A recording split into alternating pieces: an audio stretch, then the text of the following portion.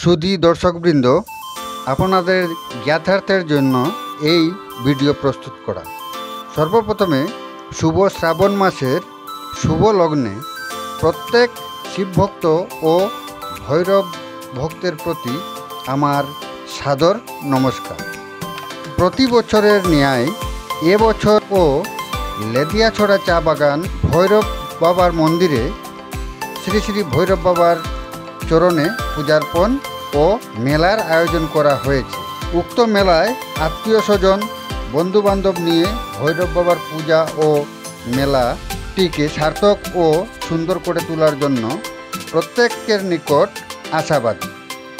তৎসঙ্গে রাজাবাজার ভৈরব বাবার মন্দিরে পূজা পাঠ ও প্রসাদ গ্রহণের অনুরোধ রইল।